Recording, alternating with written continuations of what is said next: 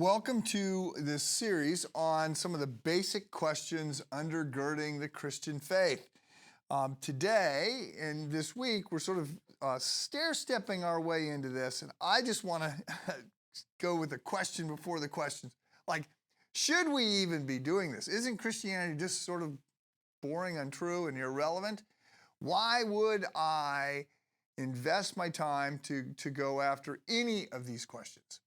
So let me start by noting that there's a lot of people who feel this way.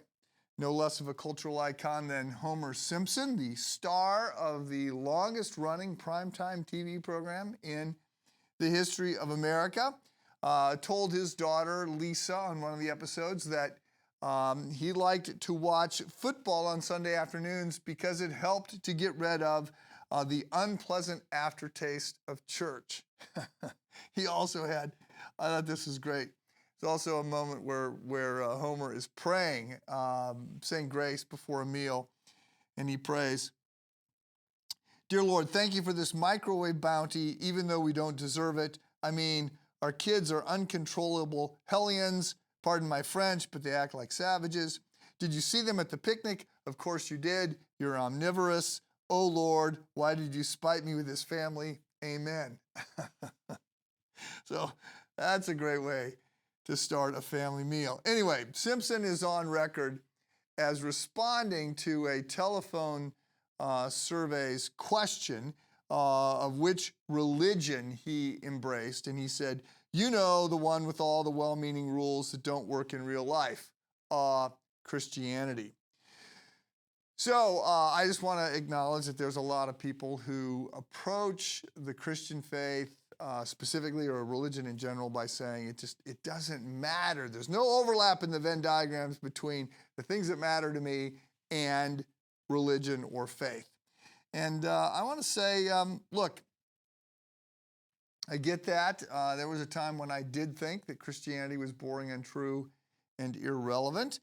I'm actually quite surprised to find myself as the pastor of a church, although I have had, a few decades to get used to that. But it was not my plan. I was raised on the periphery of the church. We went pretty consistently. We went to church. I hated it.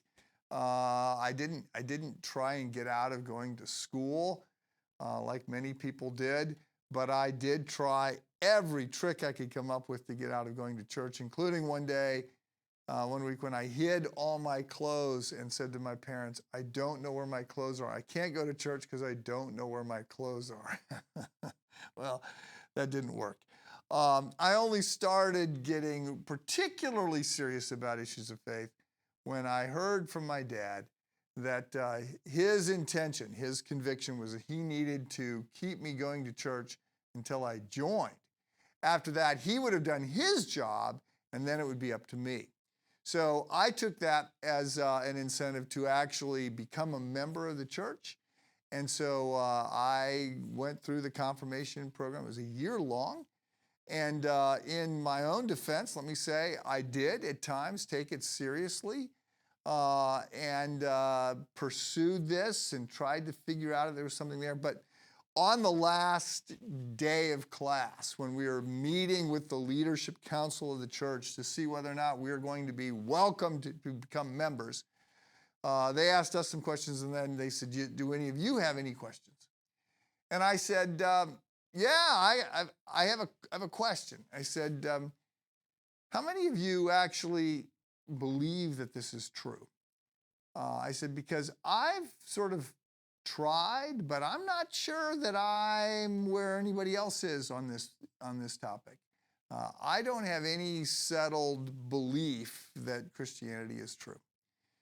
So I asked this question, and there's silence in the room for a little while, and then the pastor, so the silence of the council members, and then one of the pastors, there's only one pastor of the church.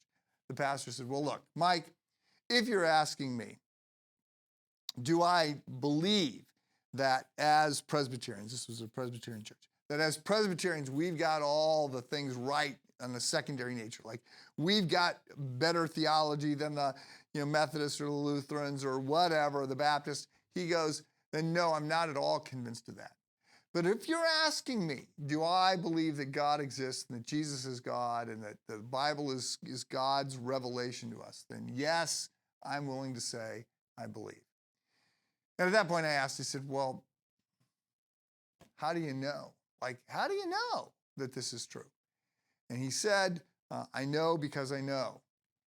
And I get that answer today, but it didn't help me at the time. So we'll continue to talk about this as we look at some of the foundational questions undergirding the Christian faith. Is it true?